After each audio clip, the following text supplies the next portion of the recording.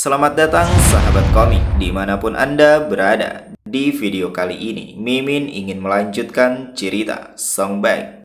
Songbak Manhwa adalah serial komik yang bertemakan martial arts dan juga mengandung demografis shonen. Komik ini dibuat oleh komikus bernama Baekjeon yang bercerita tentang Songbak, putra keluarga Song yang kehilangan ayah dan ibunya di depan matanya karena invasi demon. Songbak adalah putra kedua dari keluarga Song. Dia nyaris lolos dengan hidupnya dengan dituntun pergi dari tempat kejadian oleh kakak laki-lakinya yang bernama Song Yong. Tetapi sejak hari itu, Songbak membenci saudaranya karena menyeretnya pergi, alih-alih membantu orang tuanya. Dia kehilangan keluarganya, klannya, segalanya, dan mengembara di pedesaan Zaugo, dan kakak laki-lakinya tidak kembali setelah pergi mencari makanan. Mimin ucapkan terima kasih kepada teman-teman yang memberikan like dan memberikan komentar positif. Jangan lupa menekan tombol subscribe agar teman-teman mendapatkan notifikasi jika ada video terbaru. Tanpa berlama-lama, langsung saja masuk ke alur cerita. Namun tiba-tiba tatapannya melebar dan pedangnya juga terjatuh ketika mendapati sang kakek tertunduk kaku seperti orang kedinginan tanpa adanya respon. Matanya juga terpejam tanpa pergerakan sedikit pun. Melihat yang terjadi, ia menghampiri dan sekali lagi menyampaikan kalau logamnya telah menyatu. Pedangnya sudah diperbaiki. Namun yang kedua kalinya, sang kakek tidak memberikan respon. Ini membuat Songbak benar-benar bingung dan menjadi gugup. Ia kemudian menepuk pundak sang kakek, meminta untuk membuka mata. Lihatlah, pedangnya sudah diperbaiki sepenuhnya. Namun sangat disayangkan, sang kakek tidak juga memberikan jawaban. Menyadari ini, Songbak pun berteriak sekeras-kerasnya untuk menangisi sang kakek sambil mendekap kepergiannya.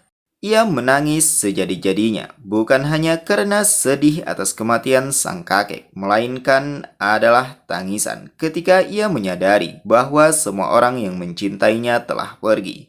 Berpindah pada sebuah kereta kuda yang dikawal oleh beberapa prajurit yang di dalamnya adalah Dongbang Chionho bersama putri tercintanya.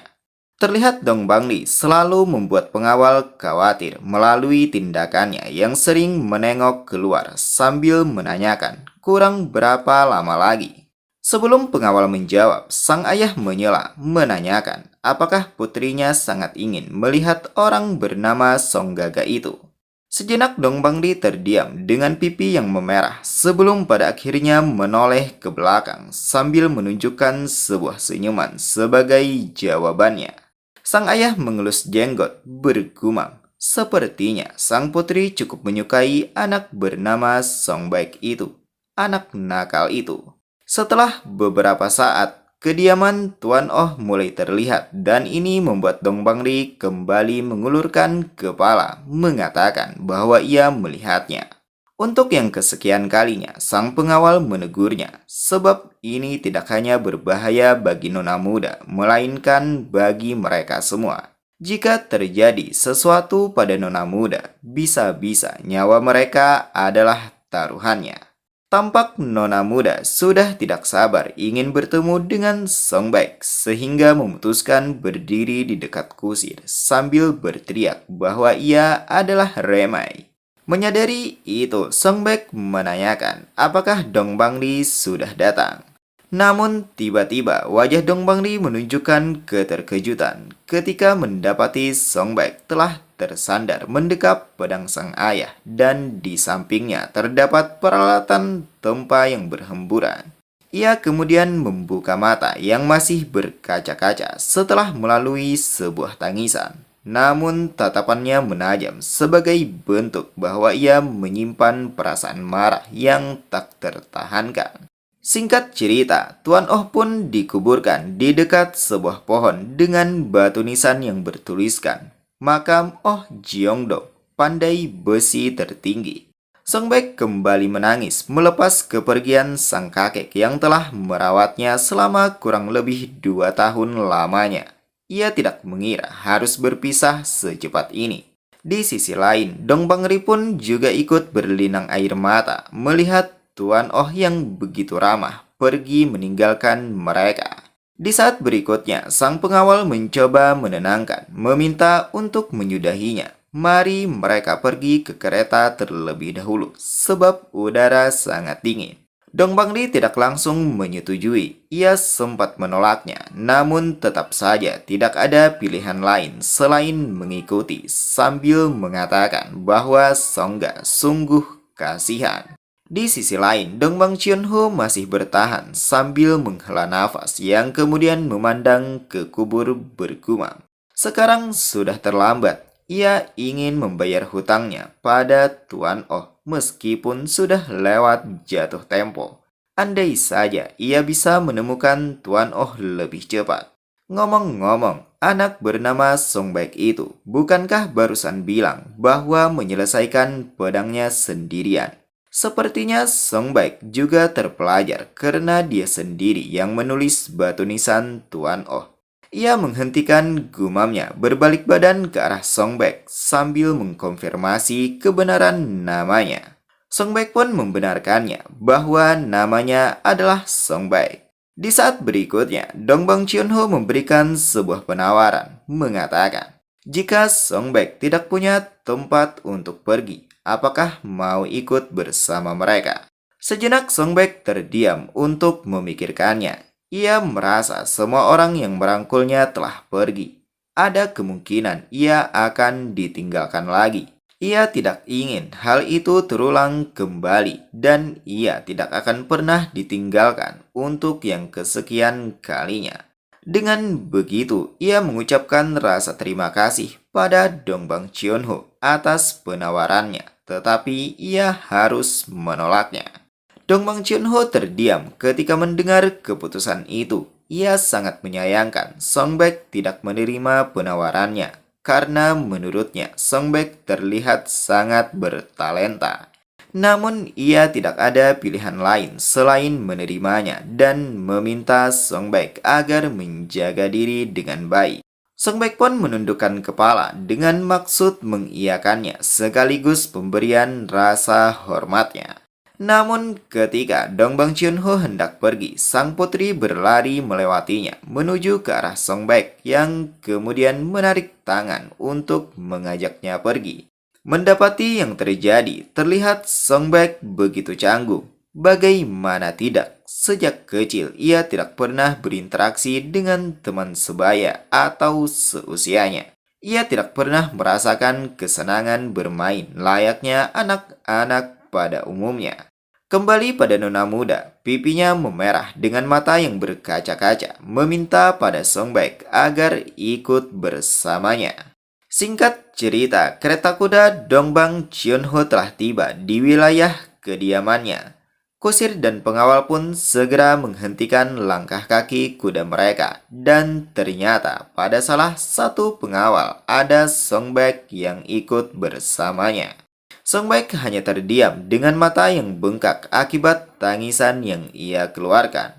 Ia teringat saat dimana nona muda memintanya untuk ikut dan menilai kalau itu mungkin adalah rasa kasihan.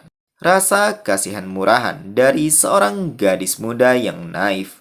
Tapi kehangatan dari tangan kecil yang lembut itu mengingatkannya pada sang ibu. Sentuhan lembut yang selalu ia rindukan.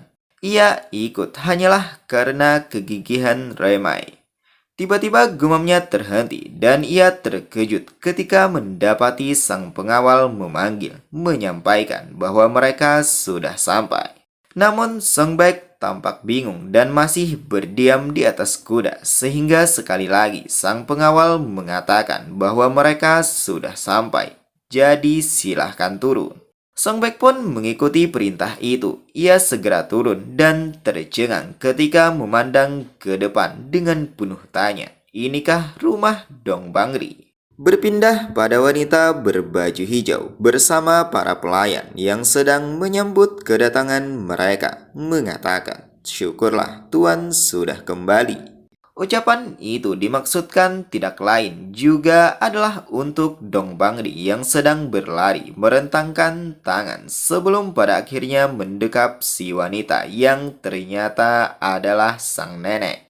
Semua orang bersorak menyambut kedatangan Dongbang Chionho dengan rasa senang dan di belakangnya ada seorang anak remaja membuntutinya yang tidak lain adalah Songbei. Ia tercengang ketika masuk ke dalam dan menilai kalau ini sangat besar.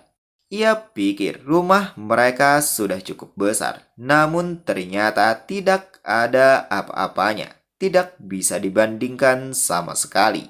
Berpindah pada nenek Dong Bangri yang mulai menyadari adanya kedatangan orang baru.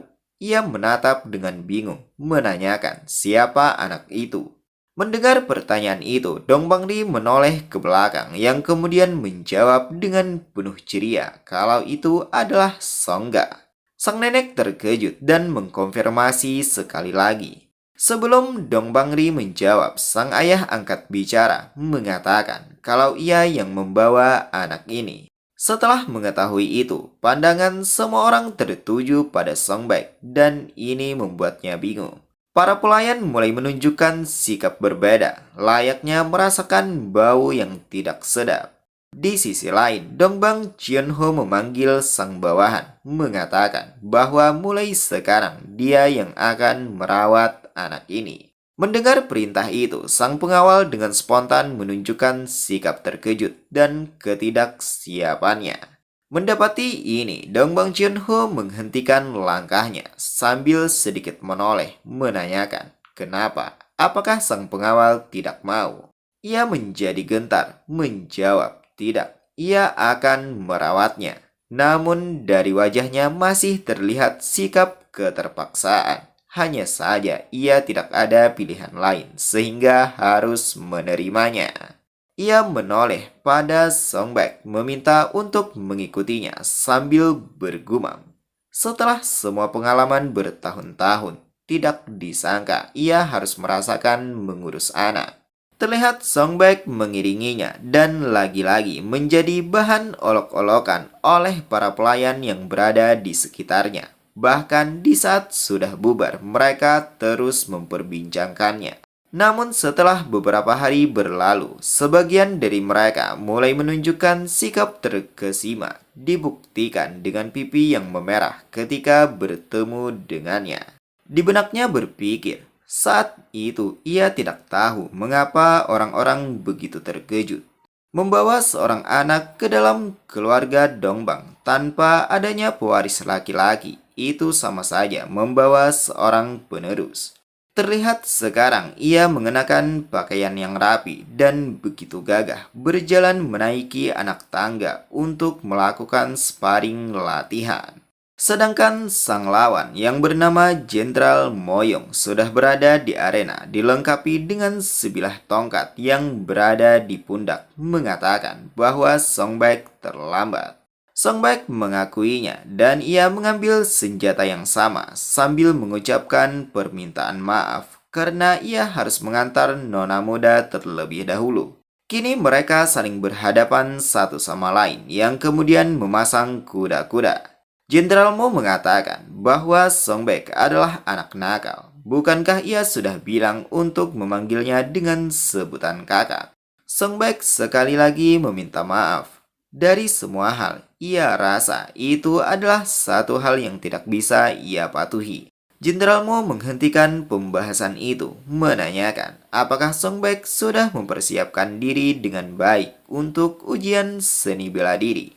Songbek menjawab bahwa ia telah berlatih setiap hari dengan teknik Kang Salku. Jenderal Mo pun memuji. Bagus. Dan di saat yang bersamaan, ia mengambil ancang-ancang sebelum pada akhirnya melesat, mengatakan, mari mereka lihat seberapa banyak Songbek telah berkembang.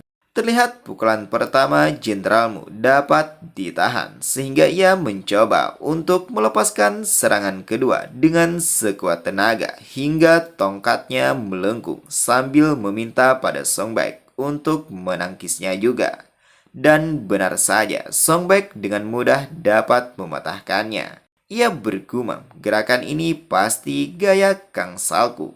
Teknik tombak standar, teknik 6 harmoni yang ditingkatkan dengan penyelarasan energi saat menunggang kuda.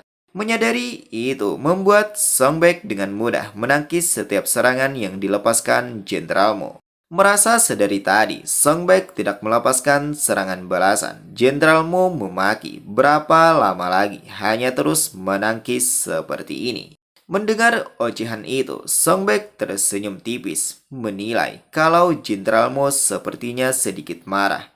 Kalau begitu, sekarang adalah waktu yang tepat. Ia mengatakan, haruskah mereka bermain bersama?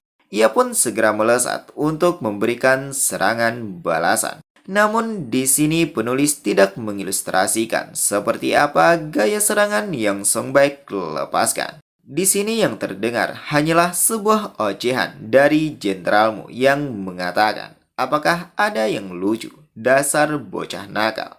Begitukah cara Songbek melawannya? Setelah sejenak, pertukaran serangan terhenti, membuat Jenderal Mo tersengal, memuji bahwa Songbek menjadi cukup kuat. Ia kemudian melonggarkan genggaman tongkatnya sebelum pada akhirnya melesat sambil memutar tongkat yang berada di lengan kirinya, mengatakan bahwa serangan kali ini tidak akan dapat dihindari. Cerita berlanjut pada serangan Jenderalmu yang menghasilkan sebuah ledakan besar di arena. Ia mengeluarkan senyuman mengejek, mengatakan, apa yang terjadi? Kemana perginya kepercayaan Songbek tadi? Terlihat Songbek mengeratkan gigi, menanyakan, apakah teknik tombak ini bukan gaya Kang Salku? Mendengar itu, Jenderal Mo menghentikan putaran tongkatnya memaki. Apakah Songbek pikir musuh di medan perang akan bertarung sesuai aturan? Gaya Kang Salku hanyalah sebuah langkah dasar untuk lulus ujian bela diri. Tidak ada musuh yang akan melawan Songbek seperti yang telah Songbek pelajari.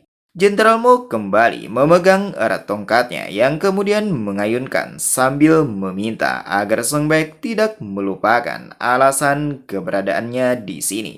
Ia pun segera mendaratkan tongkatnya, namun untungnya Songbek masih bisa menahannya meskipun tampak kewalahan sambil bergumam bahwa serangan Jenderal Mo sangat kuat. Jika terus begini, bisa-bisa senjatanya akan patah. Dan benar saja, terlihat tongkatnya mulai mengerucut yang pada akhirnya terpisah menjadi dua bagian. Ia menilai kalau ini adalah teknik tombak dari medan perang. Namun tidak berhenti sampai di situ. Jenderal Mo kembali melesat dengan tatapan yang menajam, mengatakan bahwa ini belum berakhir.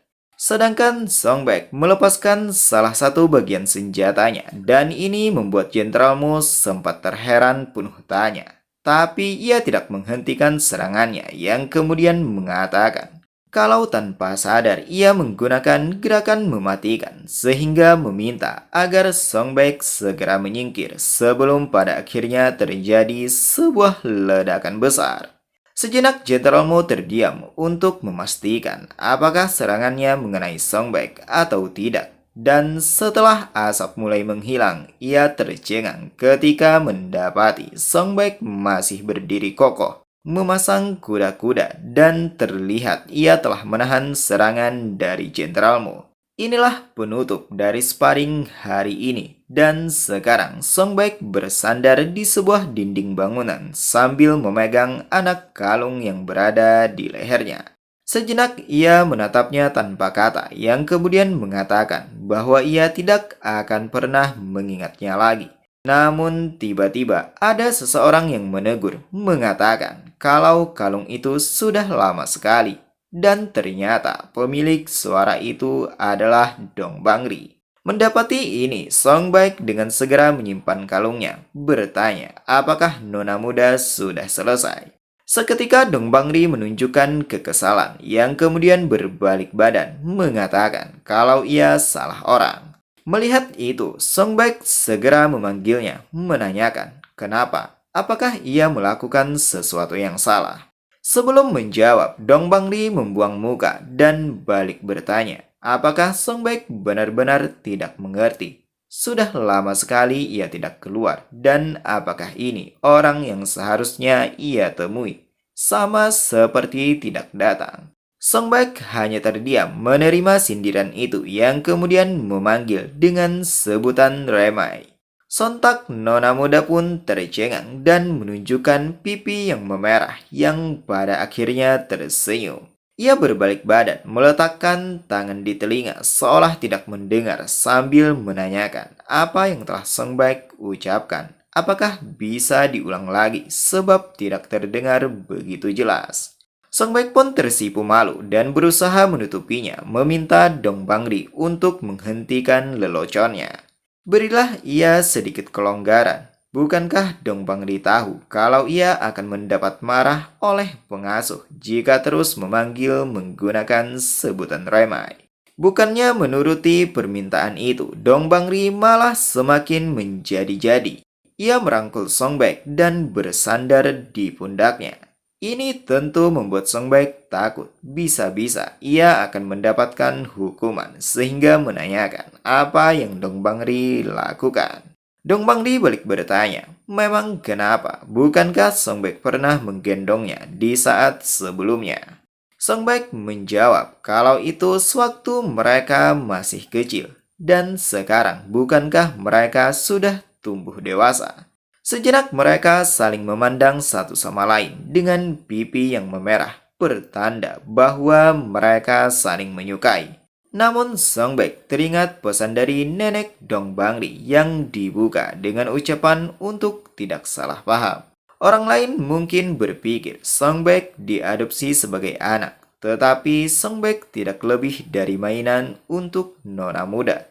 Sebuah mainan harus bertindak seperti mainan. Apakah Song Baik mengerti? Kala itu, Song Baik mengepal tangan dengan mata yang berkaca-kaca, mengatakan bahwa ia akan mengingatnya. Kembali ke cerita, Dong Bangri menunjukkan sebuah tatapan yang tulus, menanyakan, jadi bagaimana sekarang? Sejenak Song Baik terdiam untuk memikirkannya, karena sebenarnya di hatinya juga memiliki perasaan yang sama. Namun apalah daya, kasta mereka bagaikan langit dan bumi. Ditambah lagi peringatan keras dari nenek Dong Bangri membuatnya harus menjaga jarak. Untuk mematuhi aturan itu, ia mendapatkan sebuah ide dan segera berjongkok meminta nona muda untuk naik di pundaknya. Dong Bangri menanyakan apa yang Song Baik lakukan sekarang.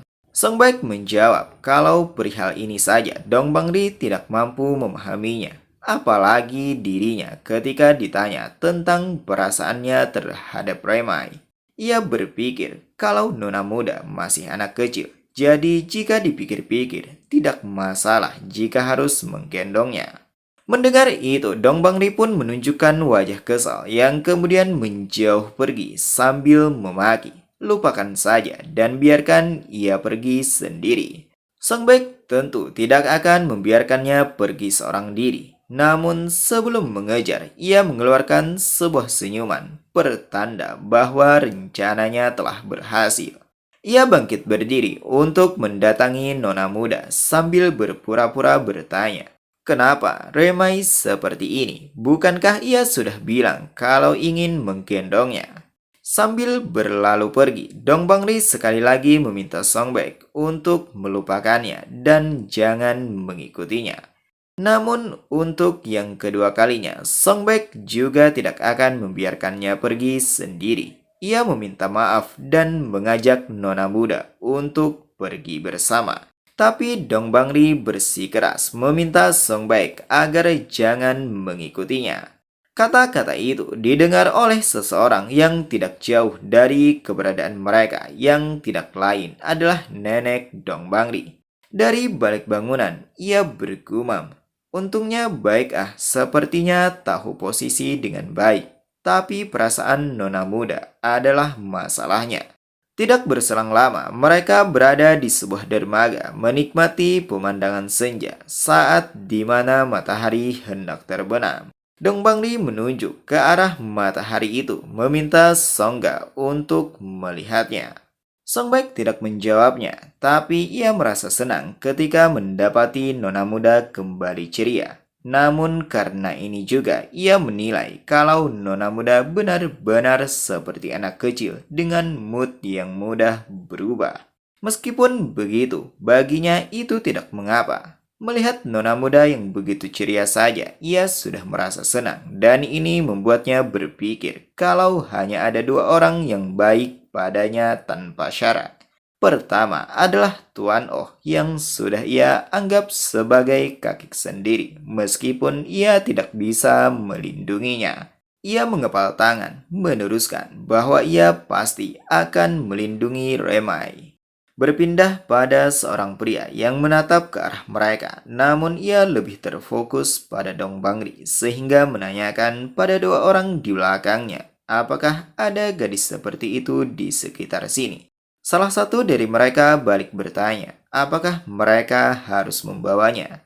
Sejenak si pria terdiam untuk memikirkannya yang kemudian menjawab, tidak perlu. Kecantikan seperti itu tidak boleh dinikmati jika hanya sekali saja. Selain itu, sang gadis sepertinya juga adalah putri dari keluarga kaya. Cari tahu di mana gadis itu tinggal. Beberapa saat berlalu, malam telah tiba di istana kekaisaran. Terlihat Dongbang Xion sedang berjongkok bertumpu menggunakan kedua kaki dengan mata yang terpejam. Ia tidak hanya seorang diri, melainkan ditemani oleh seorang prajurit yang tampak kesal meminta padanya agar segera berbangun. Apakah Dong Bangcion tahu sudah berapa jam berlalu? Dong Bangcion memaki, apakah sang prajurit tidak tahu bahwa menentang perintah kekaisaran akan dianggap sebagai pengkhianatan? Jika sang prajurit merasa sulit untuk menunggu, maka pulanglah. Sang pengawal mengeratkan gigi hingga gemetar sebelum pada akhirnya berteriak meminta Dong Bangcion agar segera pergi ke ruang singgasana. Kaisar saat ini tersesat dalam kesenangan yang diciptakan oleh Jiang Masu dan tidak dapat melarikan diri. Adalah hal yang sulit untuk mengatakan apakah benar Kaisar atau Jiang Masu yang benar-benar memerintah dari tahta itu. Seketika Dong Bangcion memaki agar si prajurit menghentikan omong kosongnya. Jiang Masu selalu berusaha untuk menjatuhkannya dan berusaha mengeksploitasi masalah sekecil apapun untuk menghancurkan kekuasaannya. Mengapa si prajurit masih saja tidak memahami itu? Seorang kaisar itu memiliki sikap bijaksana. Meskipun Jiang Masu berusaha membutakan kaisar dengan lidah liciknya, kaisar harus segera melihat kebenarannya dan untuk mencapai itu, ia akan tetap menunggu. Berpindah di dalam istana pada seorang laki-laki berbaju ungu yang memiliki kedudukan sebagai jenderal bernama Samajong. Ia menyampaikan bahwa Jenderal Kiri masih menunggu perintah, jadi tidak ada alasan lagi untuk menunda. Pria yang duduk di atas kursi kaisar yang merupakan seorang penasehat bernama Jiang Masu mengatakan, tidak disangka Dong Bangcion masih menunggu. Bodoh sekali, bisakah mereka menyelesaikannya di sini? Petugas pun bergerak memberikan stempel pada sebuah tulisan yang kemudian membawanya ke arah luar. Samajong yang melihat itu tercengang sebelum pada akhirnya memandang kepada Jiang Masu, mengatakan bahwa mereka tidak boleh memprovokasi Jenderal Kiri lebih jauh lagi. Jika Dong Bangcion tahu bahwa Kaisar sedang sakit parah, maka 300.000 pasukan dari Liadong akan menuju ke istana kekaisaran. Jiang Masu memejamkan mata, mengatakan bahwa Samajong terlalu khawatir. Mengerahkan tentara Liadong berarti sama saja menyerahkan negaranya kepada kaum barbar. Tidak ada yang mengetahui masalah ini lebih jauh daripada Jenderal Kiri. Siapa tahu mungkin kasih sayang Dong Bangcion yang mendalam terhadap keluarganya akan menyebabkan kejatuhannya sendiri. Kembali di kediaman Jenderal Kiri, tampak pepohonan menghijau menghiasi istana disertai rerumputan yang begitu subur. Terlihat seorang perempuan sedang menyulam pakaian dan itu tidak lain adalah Dong Bangri. Sejenak ia memandang keluar melalui jendela menatap pada hujan yang tiba-tiba turun. Meskipun begitu, para penjaga masih saja berdiam diri untuk mengawasi gerbang istana. Dan tidak jauh dari keberadaan mereka, ada seorang pria yang melangkahkan kaki mencoba mendekat dan tanpa sengaja kakinya mengenai becekan hujan. Pria ini tidak lain adalah pria sebelumnya yang berada di dermaga. Ia mengatakan, sepanjang hari hujan turun, pada hari ia akan mendapatkan pengantin baru. Sang pengawal menawarkan, haruskah ia menyiapkan sepatu baru? Si pria menolaknya, mengatakan kalau ini akan lebih efektif untuk menyampaikan ketulusan hatinya. Dan kini mereka telah tiba di gerbang istana, membuat penjaga bersikap siaga menanyakan siapa mereka. Ini bukanlah tempat yang bisa dimasuki sembarang orang. Si pria mengatakan bahwa dirinya bukanlah sembarang orang. Ia kemudian melirik pada sang pengawal yang dimaksudkan untuk mengurus kedua penjaga ini. Sang pengawal pun segera bertindak. Ia mengambil sesuatu dari dalam baju yang kemudian menunjukkannya. Dan ini mengejutkan kedua penjaga hingga tertunduk malu karenanya. Sedangkan si pria mulai melewatinya, mengatakan, apakah putra dari Menteri Keuangan juga dianggap sembarang orang? Mendengar itu, para penjaga tercengang dan bahkan berkeringat dingin. Mereka tidak lagi dapat berkata-kata, seolah seperti orang yang terkena hipnotis. Si pengawal juga menepuk pundaknya, mengatakan, anggap saja sang penjaga beruntung karena tuan muda mereka sedang dalam suasana hati yang baik hari ini. Dan mereka pun segera masuk, sedangkan kedua pengawal hanya terdiam seperti orang kebingungan. Hujan terus turun, tak kunjung berhenti, menggenang di bagian-bagian datar, begitu juga di arena. Dan saat ini terlihat seseorang sedang memainkan kaki yang tidak lain adalah Songbak yang tengah melakukan latihan. Ia mengayunkan tongkatnya ke sana kemari untuk meningkatkan kemampuan bela diri sambil mengingat nama keluarga kecilnya yang adalah keluarga Song. Namun latihan kali ini ia tidak begitu fokus karena terngiang-ngiang dengan senyuman nona muda yang begitu menawan menyentuh hati dan masuk ke dalam pikirannya. Ia mengeratkan gigi sebagai bentuk rasa kesalnya karena tidak dapat memiliki sepenuhnya mengingat peringatan dari Nenek Dong Bangli yang meminta untuk tidak melupakan siapa dirinya di sini. Ia pun berusaha menguatkan itu dan mencoba sadar diri akan posisinya saat ini. Ketika menoleh ke belakang, hendak melanjutkan latihan, ia tercengang saat mendapati Dong Bangli berada di dekatnya dengan tubuh yang basah akibat percikan dari ayunan tongkatnya. Melihat itu, ia pun bergegas mengusapnya dan memegangkan payungnya sambil menanyakan kenapa nona muda datang ke tempat pelatihan ini. Kalau nona muda terkena flu, maka ia yang akan dimarahi oleh pengasuh. Dong Bangli mengatakan kalau hujannya sangat deras, jadi ia pikir setidaknya ia bisa memberikan payung. Tapi Songbak malah menyiramkan air padanya. Sejenak Songbak tertegun mengingat saat di mana ia mendapatkan marah dari pengasuh. Saat itu sang pengasuh tidak begitu tega, namun apalah daya ia harus melakukannya. Dong Bangli pun juga menangis ketika melihatnya sambil meminta maaf karena ini adalah kesalahannya. Kembali ke cerita, terlihat nona muda memasang wajah yang ketus karena tidak mendapatkan respon. Sedangkan Songbak sedikit tersenyum akibat ingatan sebelumnya. Ia bergumam mengapa kenangan lama muncul kembali. Untuk menutupi senyum di wajahnya, ia berpura-pura tertawa dan Dong Bangli pun menanyakan apakah ada yang lucu. Sebelum menjawab, Songbak sedikit melirik bergumam bahwa Dong Bangli memang tumbuh secara fisik tapi masih kekanak-kanakan. Entah apa yang sedang ia bayangkan, namun yang jelas ia harus puas dengan apa yang ada saat ini. Ia menghentikan gumamnya, meminta nona muda untuk segera masuk, sebab jika tidak, ia takut nona muda akan terkena flu. Dong Bangli pun menunjukkan rasa kesalnya, memaki. Menurut Song Baek, ini salah siapa?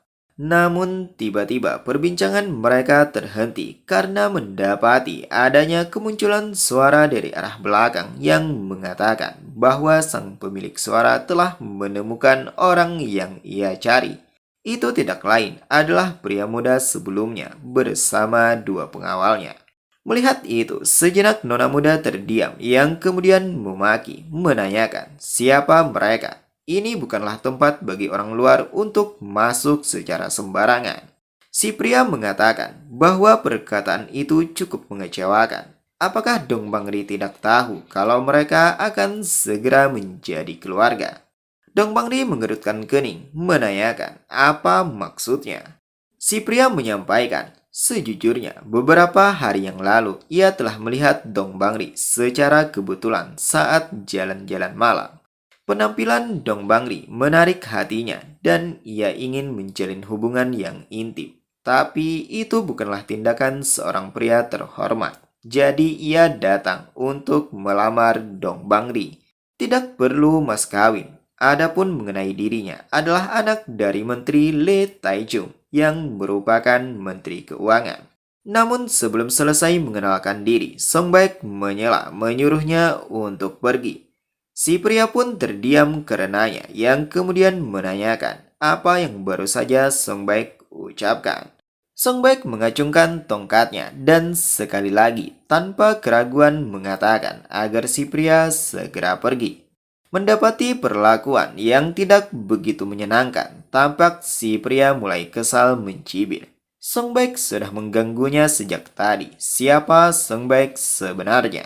Pertanyaan itu membuat Song Baek terdiam. Digumamnya menanyakan siapa dirinya. Dan lagi-lagi ia teringat peringatan dari nenek Dong Bangli yang meminta untuk tidak salah paham. Song Baek tidaklah lebih dari mainan. Ia juga teringat saat dimana melakukan sparring bersama jenderalmu yang pada saat itu memperingatkannya untuk tidak lupa mengapa ia dimasukkan di tempat ini. Kembali di keadaan sekarang, ia benar-benar bingung sebutan apa yang pantas untuk dirinya. Dan ketika hendak menyampaikan siapa dirinya, nona muda menyela mengatakan bahwa Song Baek adalah kekasihnya.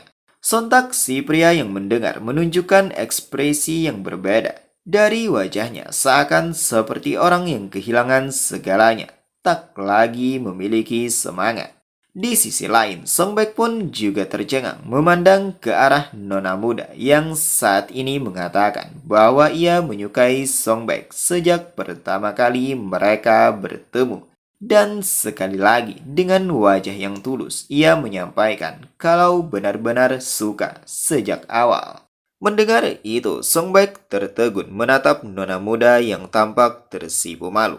Padahal ia sendiri juga merasakan hal yang sama dan ia sudah menduga tentang perasaan nona muda.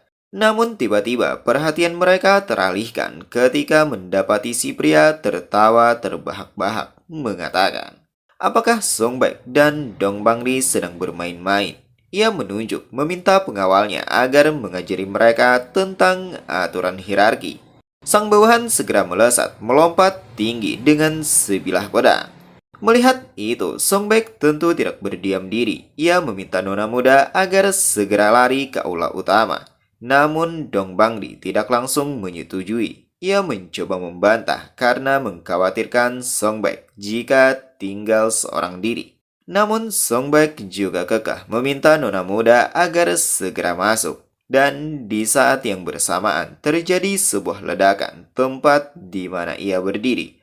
Ini membuat Dong Bangli terkejut. Payungnya juga terlepas karenanya dan ia tercengang saat mendapati Song Baek telah terjatuh. Merasakan yang terjadi, bukannya memikirkan diri sendiri. Song Baek masih saja memikirkan orang yang dicintai, meminta sekali lagi pada nona muda agar segera lari. Tepat setelah kata-kata itu, ia kembali menerima sebuah tendangan keras hingga membuatnya mengerang menahan sakit yang dirasakan. Sang pengawal memandang dengan ketus, mengatakan kalau teknik yang barusan Song Baek gunakan adalah gaya Kang Salku.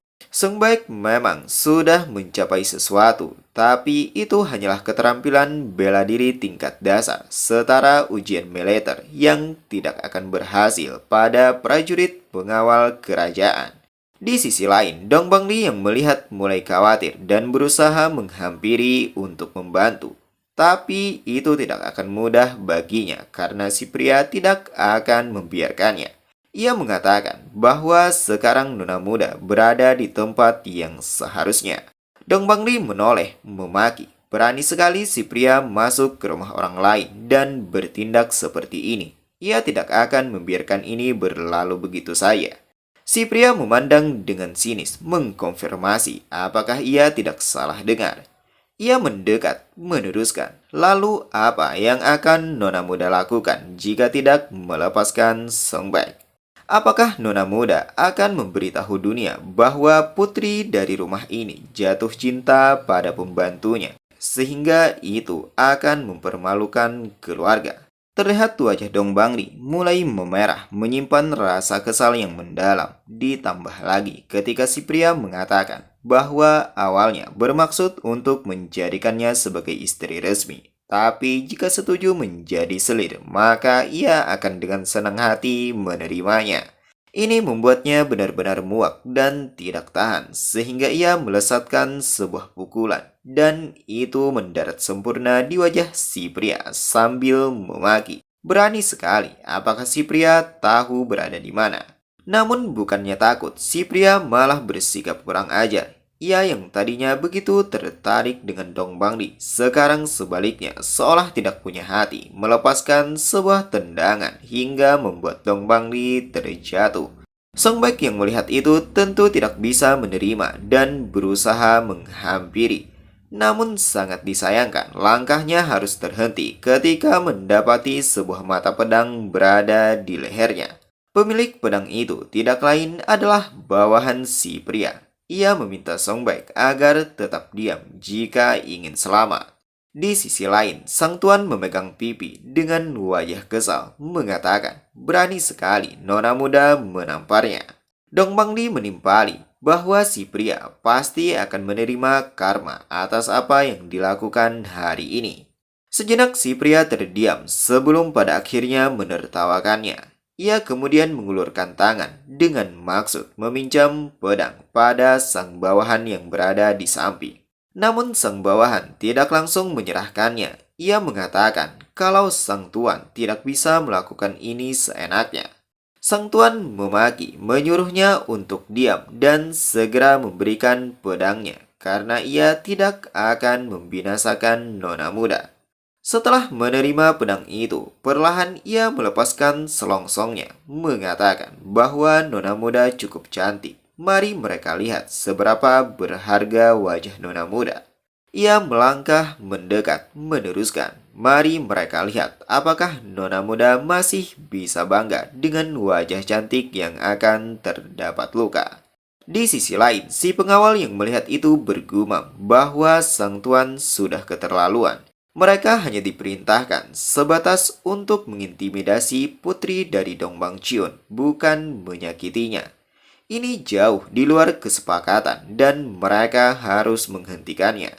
Di benaknya bergumam bahwa sang tuan sudah terlampau batas, benar-benar tidak tahu aturan. Terlihat sang tuan menempatkan mata pedang di leher Nona Muda, meminta untuk tidak bergerak. Jika tidak, sang bawahan mungkin saja akan memotong sesuatu yang tidak seharusnya pada Song Baek. Ia kemudian memindahkan mata pedang sesuai yang direncanakan sebelumnya. Tidak lain adalah di pipi Nona Muda sambil memanas-manasi Song Baek, mengatakan, sekarang itulah wajah yang pantas dilihat. Ya, menangislah sedikit lagi agar ia benar-benar puas. Song Baek mengeratkan gigi, pertanda bahwa ia benar-benar marah dan kini teringat saat di mana ia bersumpah untuk melindungi Nona Muda. Dan ia juga telah berjanji untuk tidak akan membiarkan senyum cerah itu hilang. Sekarang sekujur tubuhnya gemetar hebat, merasakan kemarahan yang tak tertahankan. Ia berusaha bangkit meskipun lehernya harus menerima luka. Sedangkan sang pengawal yang menjambak rambutnya bergumam penuh tanya apa yang dilakukan orang ini. Berani sekali bergerak meskipun mata pedang mengenainya. Walaupun orang ini adalah prajurit berpangkat rendah, tapi jika ia membinasakan anggota keluarga Dongbang Chiun, pasti akan menyebabkan masalah. Di saat berikutnya, kemarahan Songbek tidak tertahankan lagi. Ia berteriak mencoba mengambil sebuah tindakan meskipun lehernya harus terluka. Cairan merah memercik darinya. Di sisi lain, pengawal tua hanya terdiam menatap pada sang tuan yang sedang bersenang-senang. Di benaknya bergumam kalau sekarang mereka benar-benar harus menghentikan semuanya sebelum sang tuan yang tidak berakal itu melukai tubuh nona muda. Namun tiba-tiba ia terkejut ketika mendengar adanya teriakan dari sang rekan.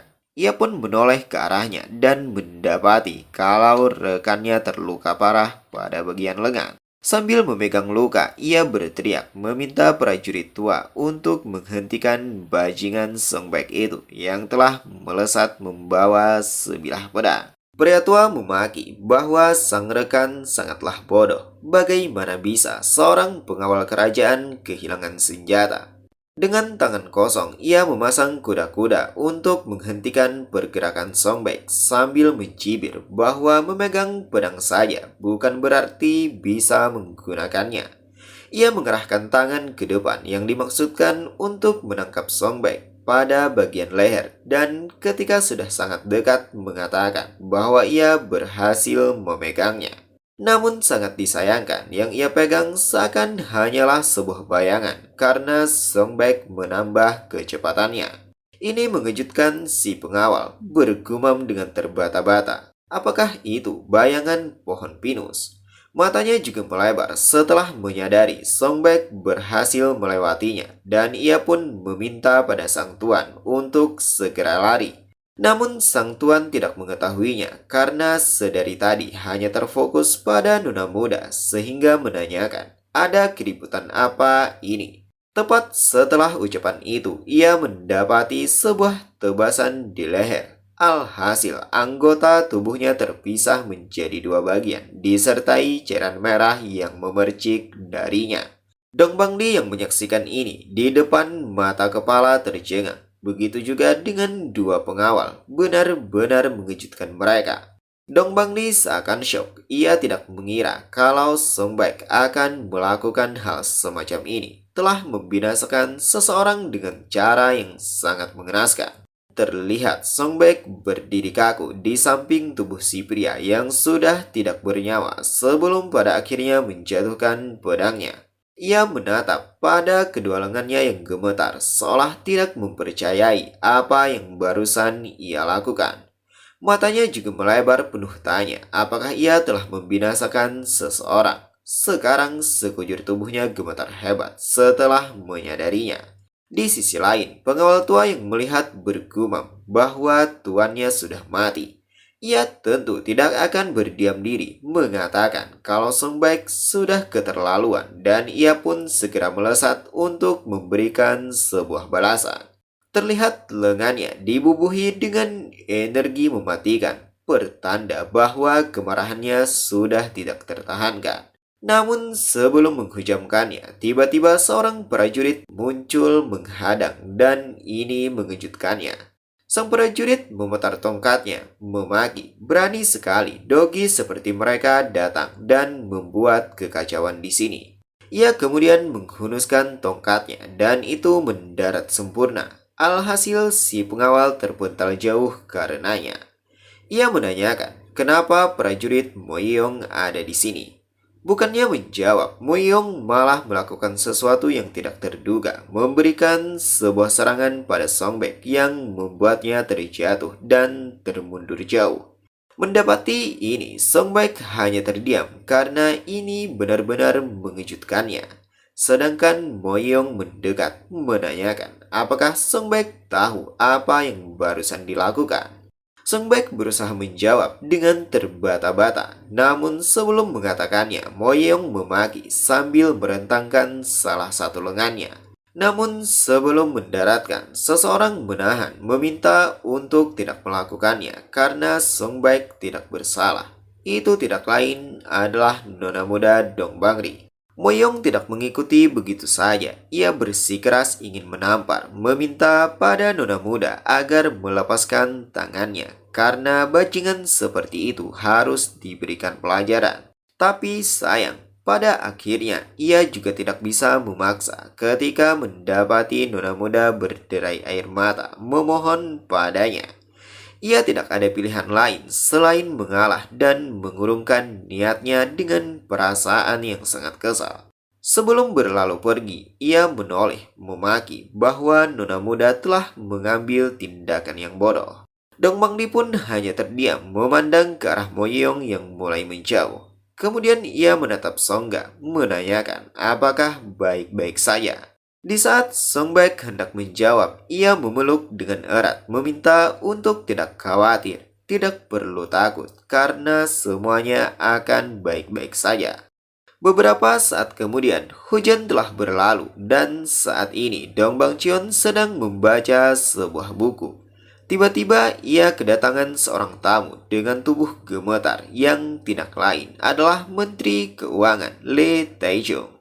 Mendapati ini, ia menyudahi kesibukannya dan menutup bukunya yang kemudian mengatakan, sangat disayangkan putra Lee Tae-jung meninggal dunia.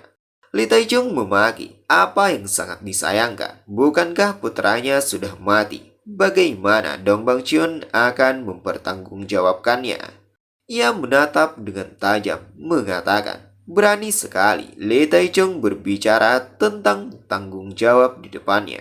Seketika Lee Tae-jung menjadi gentar. Ia menurunkan tangan, bergumam bahwa lawannya adalah Dong Bang Chion. Bisa-bisa kepalanya terpenggal di sini. Tapi ia juga tidak bisa menerimanya begitu saja.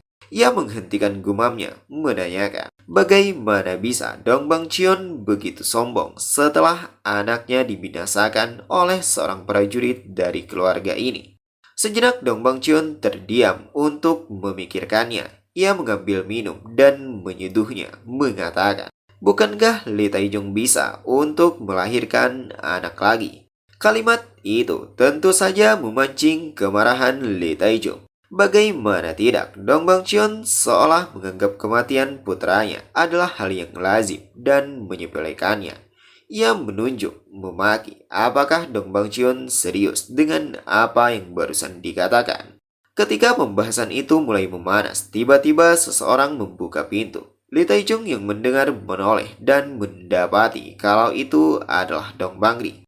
Ia masuk tanpa mengucapkan sepatah kata pun yang kemudian berjongkok menghadap sang ayah mengatakan kalau Songga tidak bersalah. Tapi kesalahannya terletak pada putra Lee Tae-jung yang telah melecehkannya. Ucapan itu membuat mata Lee Tae-jung melebar menuju ke arah Dong Bangri, memaki kalau itu adalah omong kosong. Putranya tidak mungkin melakukan pelecehan itu. Dasar jalang. Tidak bisakah Dong Bangri berkata jujur?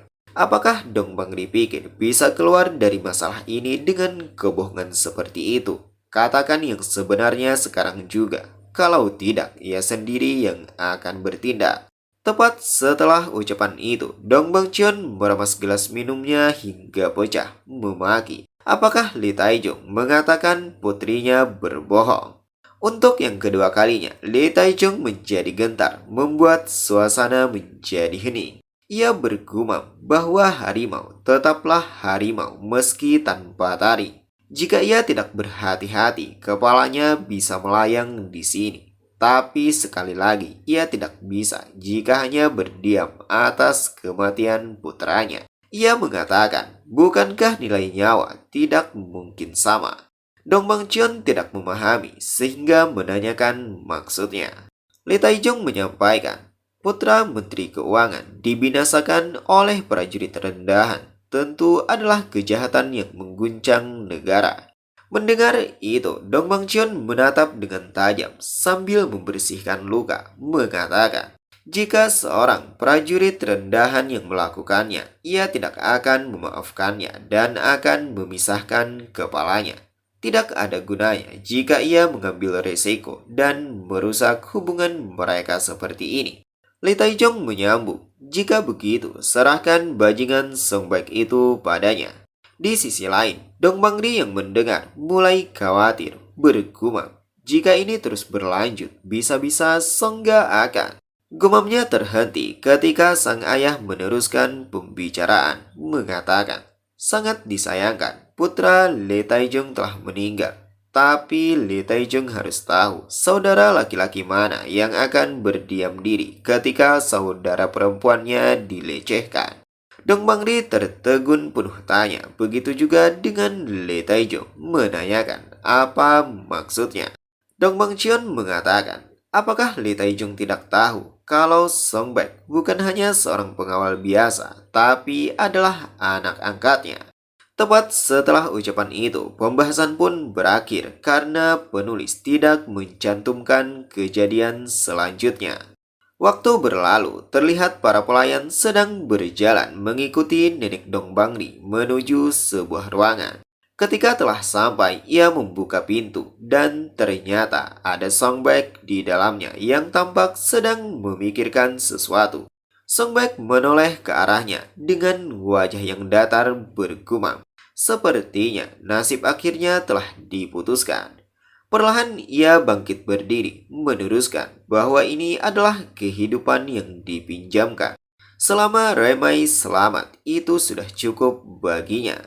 Ia menghentikan gumamnya, menyapa nenek Dong Bangri, mengatakan bahwa sudah lama tidak bertemu. Apakah nona muda baik-baik saja? Bukannya menjawab, si wanita malah sedikit menunduk, mengatakan kalau ia menyambut Song Baek yang adalah tuan muda. Semua pelayan pun juga ikut melakukan hal yang sama.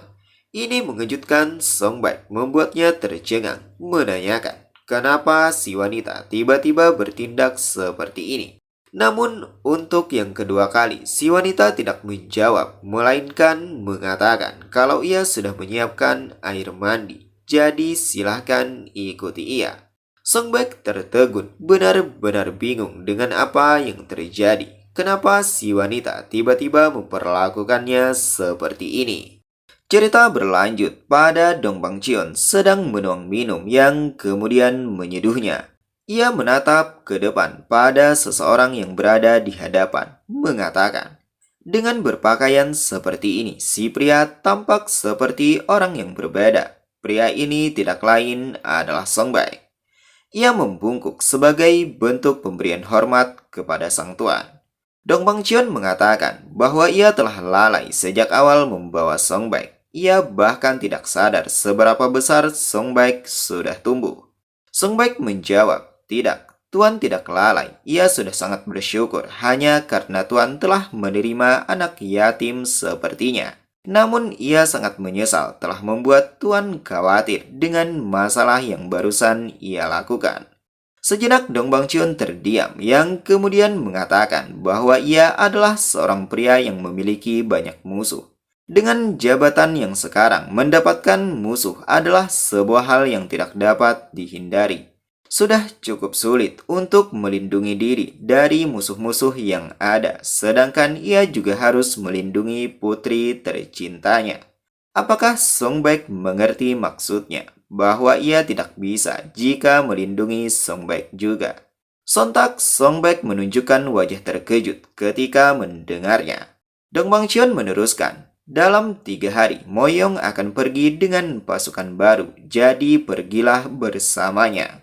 Song Baek mengeratkan gigi sebagai bentuk rasa kesalnya. Ia juga mengepal tangan hingga gemetar menjawab bahwa perintah ini akan ia patuhi.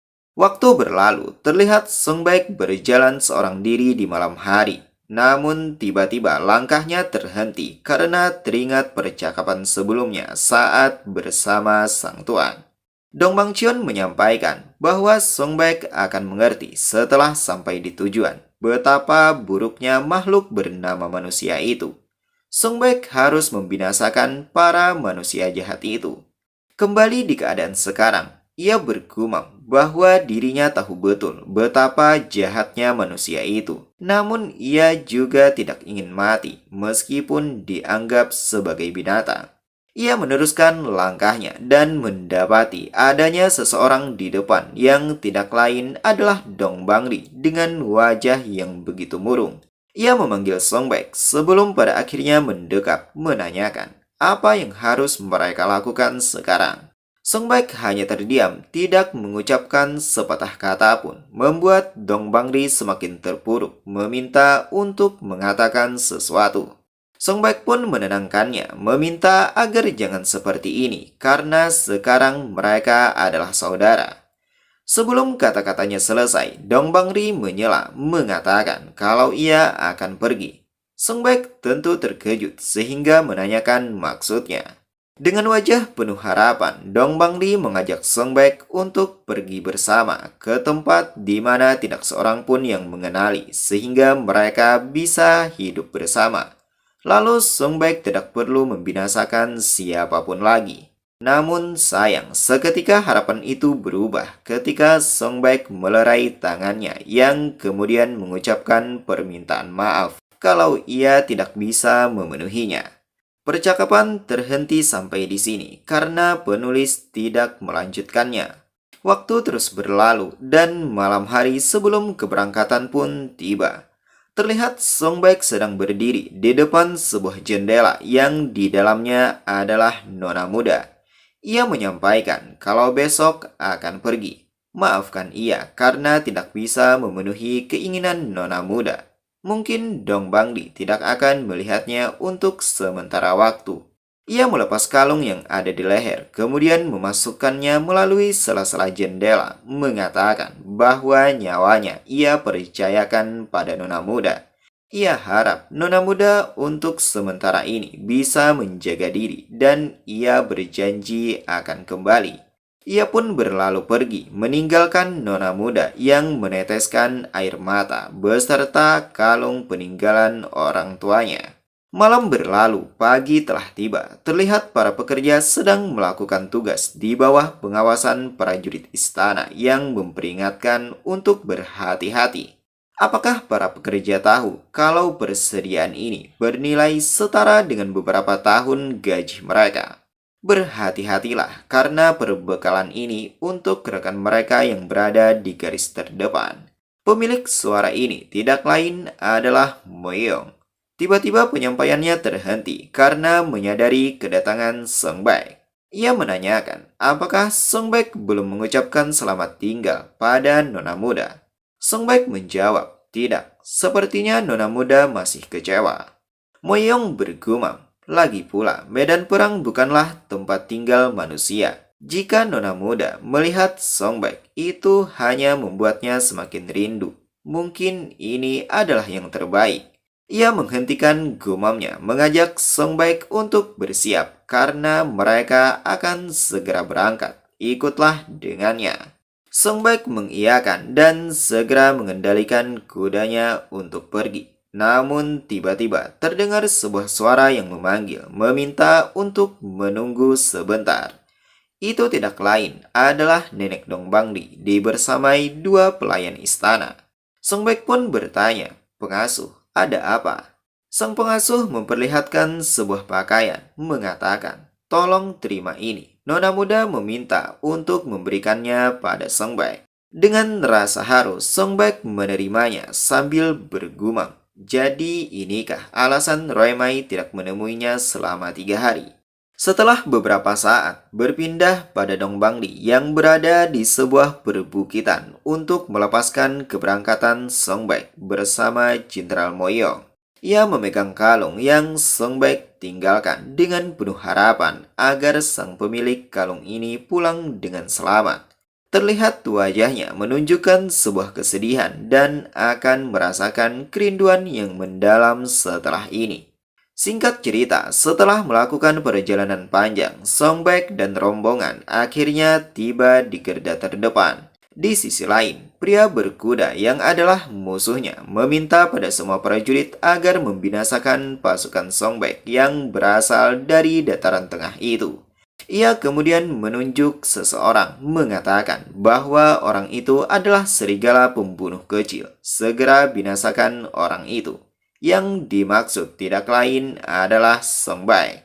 Berpindah pada pria berambut tebal yang menyuruh para bawahan untuk membinasakan antek-antek dari Zhong Yuan. Sedangkan Jenderal Moyong yang menghadapinya meminta pada semua pasukan untuk menahannya.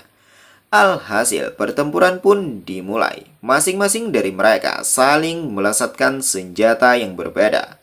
Pasukan jenderalmu diperlengkapi dengan tombak, sedangkan pasukan musuh menggunakan pedang.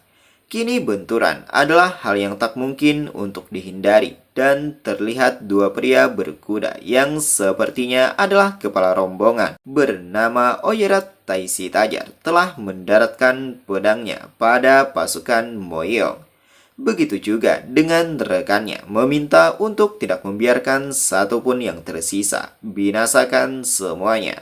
Namun di sisi lain, salah satu dari bawahannya berteriak meminta tolong. Ini mengejutkannya dan ketika ia memandang, itu adalah Song Bai yang menggila menebaskan pedangnya ke setiap lawan yang datang. Melihat itu, sang kepala pasukan mengeratkan gigi, memaki bahwa Song Bai adalah monster dan ia pun segera melesat untuk menghadapinya secara langsung. Sedangkan Song Bai berdiam diri untuk menghadangnya, mengatakan, "Sudah selesai, mereka bukanlah manusia, tapi adalah binatang." Bersamaan dengan kata-kata itu, ia pun segera menghujamkan tombaknya, dan inilah akhir dari pertempuran sesi pertama. Kembali di perkemahan, terlihat Song Bai berada jauh darinya dengan penuh syukur karena hari ini ia selamat lagi. Ia menatap lengannya, mengingat pertempuran sebelumnya saat di mana ia berhasil menumbangkan salah satu kepala rombongan musuh. Mengingat itu, di benaknya berpikir, siapa sebenarnya yang menjadi binatang di sini? Apakah musuh atau dirinya yang telah membantai banyak orang pada hari ini? Tiba-tiba gumamnya terhenti karena mendapati panggilan dari Jenderal Moyong yang menanyakan apakah tidak bisa tidur. Pertempuran besok hari akan menjadi yang terbesar yang pernah mereka hadapi. Bukannya menjawab, Song Bai balik bertanya, apakah jenderal masih terjaga? Moyong memaki, dasar bocah, bukankah ia sudah bilang, jika hanya berdua, panggil ia dengan sebutan kakak. Song Bai memang adalah orang yang aneh, mau mengikuti semua perintah tanpa ragu, tapi tidak pernah memanggilnya dengan sebutan kakak, bahkan jika harus mati. Setelah pertempuran ini, Song Bai bisa pulang. Apa yang Song Bai rasakan? Song Bai balik bertanya, apakah ini akan baik-baik saja? Ia tidak lagi melihat manusia sebagai manusia. Mungkin ia sudah gila. Sejenak Moyong terdiam memandangnya, kemudian bertanya, apakah ini karena nona muda? Song Bai menjawab, tidak, hanya saja. Belum selesai berbicara, Moyong menyela meminta Song Bai untuk tidak perlu menyembunyikannya dan jangan khawatir. Jika itu karena nona muda pasti akan berada di pihak Song Bai meski apapun yang terjadi dan apapun yang Song Bai lakukan. Masuk dan beristirahatlah. Lain kali jangan lupa untuk memanggilnya dengan sebutan kakak. Song Bai bergumam mengucapkan permintaan maaf karena ia tidak bisa. Itu hanya akan mengingatkannya pada kejadian sebelumnya. Dan baginya, kata kakak masih berarti adalah seseorang yang meninggalkannya. Tapi suatu hari nanti, ia pasti akan memanggil Jenderal Moyong seperti itu. Sekali lagi, ia mengatakan kalau itu pasti. Namun, tepat pada pertempuran sisi kedua, Song Bai mengatakan bahwa ia tidak bisa menepati janji itu. Ini adalah hari di mana peperangan berskala besar terjadi. Terlihat pimpinan pasukan memerintahkan pada semua prajurit untuk membantai semua pasukan lawan tanpa meninggalkan satupun yang tersisa. Di sisi lain, salah satu prajurit dari Moyong gemetar hebat meminta pada semua rekan agar menahan serangan yang datang. Alhasil, benturan kembali terjadi. Mereka saling melesatkan senjata dengan sekuat tenaga untuk menjaga nyawa dan atas nama negara. Sedangkan Moyong yang memimpin pasukan menanyakan apa yang terjadi, kenapa pasukan belakang belum memberikan kabar. Prajurit berkuda menyampaikan bahwa pasukan belakang telah mundur. Sontak itu mengejutkan Moyong. Ia mengeratkan gigi sebagai bentuk kemarahan yang tak tertahankan. Sebelum pada akhirnya berteriak memaki kalau Sejun Ciong benar-benar bajingan pengecut.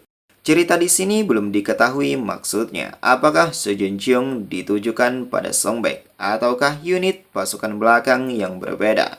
Beralih pada tiga pria yang berada di perbukitan yang sepertinya adalah jenderal dari para pasukan lawan. Pria yang menggunakan penutup kepala berkumis tipis sedikit tertawa mengatakan kalau orang-orang Zongyuan benar-benar gila, sangat berani membuka barisan belakang. Pria yang berbeda dengan wajah brewok mengatakan bahwa orang Zongyuan seperti cacing, lebih terobsesi dengan perebutan kekuasaan daripada keselamatan negara mereka. Itulah kenyataannya yang ada pada mereka. Berpindah di kediaman Dong Bangdi yang saat ini sedang memegang kalung dari Songbek. Tiba-tiba sang nenek datang memanggil, mengatakan bahwa ia ingin menyampaikan sesuatu. Dong Bangdi menjawab, ia sangat yakin kalau ia sudah bilang untuk tidak menerima lamaran dari Tuan Chion. Katakan saja untuk segera pergi. Sang nenek mengatakan bahwa yang ingin ia sampaikan adalah kabar dari Tuan Muda Songbek. Dengan wajah yang memerah, Dong Bangdi menoleh seakan ia mendapatkan semangat baru dan bergegas pergi. Wajah yang murung seketika berubah menjadi ceria ketika mendengar kabar dari orang yang dicinta. Di benaknya berpikir bahwa Songga telah bercanda. Songga bilang akan memakan waktu sekitar 3 tahun, tapi ternyata hanya sepersekian darinya saja. Akhirnya ia bisa bersama lagi. Terlihat ia berlari karena sudah tidak sabar ingin bertemu Songga kembali. Beralih pada sang ayah sedang menapak meja dengan mata yang melotot menanyakan apakah benar. Sang prajurit yang berada di hadapan membenarkan bahwa pasukan di bawah Jenderal Moyong semuanya telah dimusnahkan. Sontak itu membuat mata Dong Bangcion terbelalak, sedangkan Dong Bangli yang mendengar seketika langsung terjatuh, pertanda kalau ia pingsan tidak sadarkan diri. Melihat itu, sang ayah menjadi panik, meminta untuk segera memanggil tabib. Kembali ke medan perang, tampak burung-burung berterbangan mengerumuni korban jiwa yang begitu banyak akibat pertempuran. Terlihat seekor burung berpijak di salah satu tubuh dan tiba-tiba kakinya tergeser karena sang pemilik tubuh bergerak, pertanda bahwa ia masih hidup dan pria ini tidak lain adalah Songbek. Ia berbangun, memandang para prajurit yang telah gugur di medan perang, seolah itu adalah lautan mayat manusia. Ia kemudian bangkit berdiri sambil memegang lengannya yang terluka akibat hujaman pedang. Cairan merah masih mengalir darinya. Perlahan ia berjalan untuk meninggalkan tempat ini. Namun baru beberapa langkah ia tersungkur dan merasakan gemetar pada lengannya. Meskipun begitu, ia tidak menyerah begitu saja. Dengan mata yang terbuka, ia berharap agar Roemai tidak mengkhawatirkannya. Dan kini ia kembali berbangun, mengatakan bahwa ia tidak akan pernah mati.